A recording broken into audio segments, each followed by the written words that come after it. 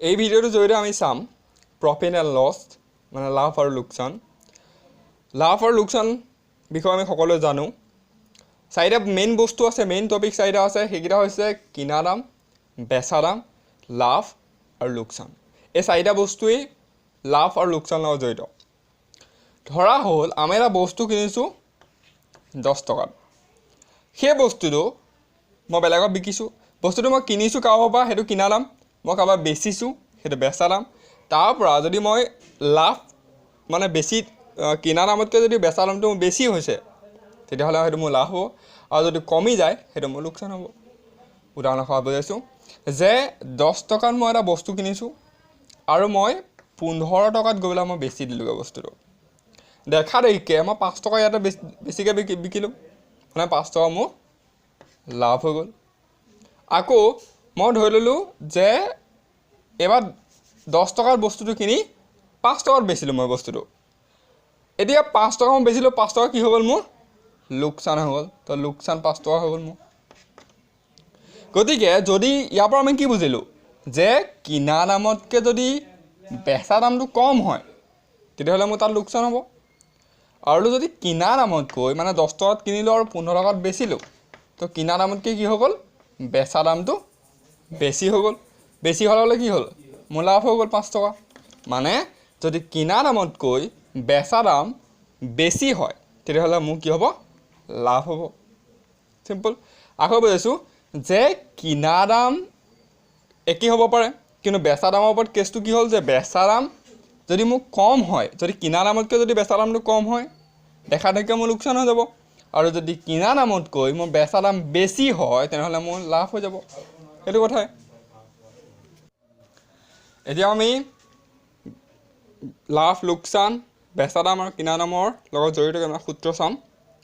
আমি পাইছিলোঁ যে যদি আমি কোনোবা এটা বস্তু 10 টকাত কিনি 15 টকাত বেচোঁ, মানে অধিক দামত বেচোঁ, তেতিয়াহ'লে আমাৰ কি হয় লাভ হয়।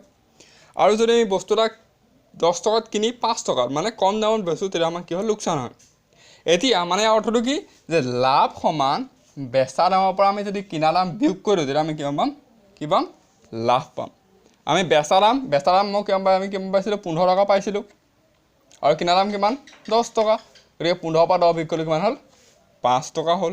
গতিকে 5 টকাটো কি লাভ। আমি কেনেকৈ গম পাম যে আমি লাভ উলিয়াব লাগে নে লোকচান উলিয়াব লাগে?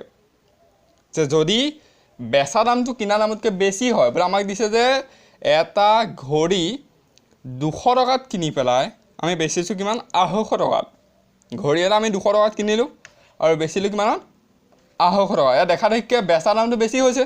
যদি বেচা দামটো এনেকৈ বেছি হৈ যায় তেতিয়া আমি কি উলিয়াম, ডাইৰেক্ট লাভ উলিয়াম। তেতিয়া আমি লোকচানলৈ যোৱাৰ কোনো প্ৰয়োজন নাই। এতিয়া যদি 250 টকাত ঘড়ীটো কিনিলোঁ আমি আৰু যদি 200 টকাত বেচোঁ, তেতিয়া কি হ'ল দেখা দেখি কি হ'ল আমাৰ 50 টকা আমাৰ কি হৈ গ'ল লোকচান হ'ল। মানে ইয়াত বেচা দামটো কি হৈ গ'ল কিনা দামতকৈ কমি গ'ল। গতিকে যদি বেচা দামটো কিনা দামতকৈ যদি কমি যায় তেতিয়া আমি কি উলিয়াম লোকচান উলিয়াম। কেনেকৈ উলিয়াম, কিনা দামৰ পৰা বেচা দামটো বিয়োগ কৰিম।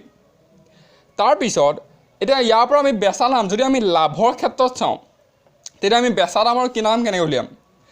যদি আমাৰ বেচা দাম লাগে লাভৰ পৰা, বোলে লাভ হৈছে এতিয়া ধৰি লোৱা 10 টকাত বস্তু এটা কিনিছিলোঁ আৰু 15 টকাত বেচিলোঁ বস্তু এটা, আমাৰ লাভ এটা দেখা দেখি কিমান হ'ল 5 টকা লাভ হৈ গ'ল।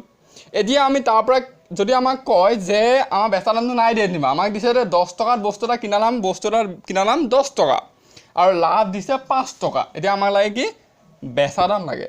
আমাৰ লাভ হ'লে কি হ'ব, যদি আমাৰ লাভ হয় মানে কি বুজায় তাত বেচা দামটো বেছি আছে, সেইকাৰণে কি হ'ব আমি যোগ কৰিম 10 পাঁচে 15। গতিকে আমি কি যোগ কৰিলোঁ যে কিনা দাম আৰু লাভ আমি যোগ কৰিলোঁ কি পাবলৈ, বেচা দাম পাবলৈ। এইটোৱে লাভ প্লাছ কিনা দাম। এতিয়া কিনা দাম পাবলৈ কি কৰিব লাগিব, কিনা দাম পাবলৈ কেনেকৈ পাম কিনা দাম, যে আমাৰ ধৰি লোৱা 15 টকা দিছে বেচা দাম, 5 টকা দিছে লাভ, আমি উলিয়াব লাগে কি কিনা দামটো উলিয়াব লাগে। কেনেকৈ উলিয়াম, আমি বেচা দামৰ পৰা লাভটো বিয়োগ কৰিম। গতিকে কিমান পাম, আমি কিনা দাম পাম। তাৰপিছত যদি আমাৰ লোকচানৰ পৰা আমি লোকচানৰ পৰা কি উলিয়াব লাগে, লোকচানৰ পৰা উলিয়াব লাগে বেচা দাম আৰু কিনা দাম।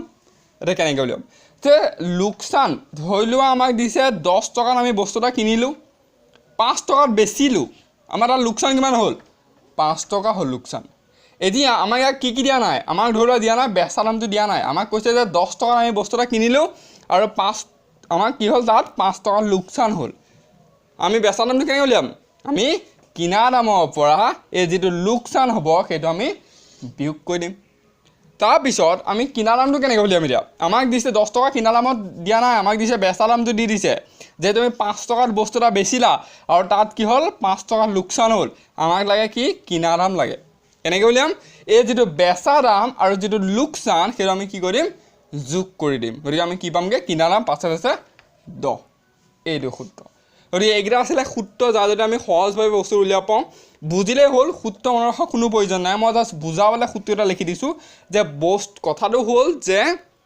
বেচা দাম আৰু কিনা দামৰ সম্পৰ্কটো কি যে আমাৰ যদি কেনেবাকৈ বেচা দাম বাঢ়ি যায় তেতিয়া আমাৰ লাভ হৈ যাব আৰু যদি কিনা দাম বাঢ়ি যায় বেচা দামতকৈ তেতিয়া আমাৰ লোকচান হৈ যাব কাৰণ আমি এটা সদায় কি হয় আমি লাভৰ বস্তু এটা আমি কিনো তাতকৈ যদি আমি বেছি দামত বেচো তেতিয়াহে লাভ পাওঁ আৰু যদি আমি কম দামত বেচো আমাৰ লোকচান হৈ যায় মূল কথা সেইটোৱে আৰু এই সূত্ৰকেইটা জাষ্ট বুজিবলৈহে দিছোঁ মনত ৰখা কোনো প্ৰয়োজন নাই বস্তুটো কনচেপ্টটো গোটেইটো বুজি ল'লে গোটেই ইয়াৰ লগত জড়িত গোটেই অংক পৰা যাব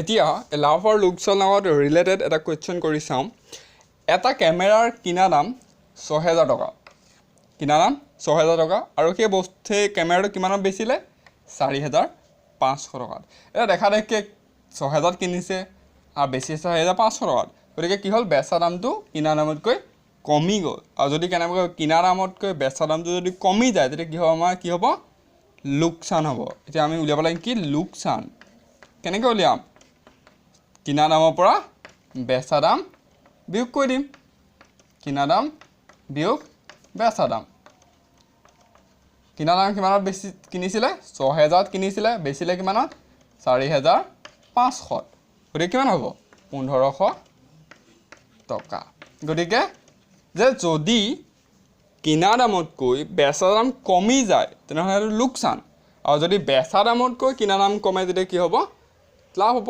মানে কিনা দামতকৈ বেচা দামটো বাঢ়ি গ'লে লাভ হোৱা বুজাব সেইটো কথা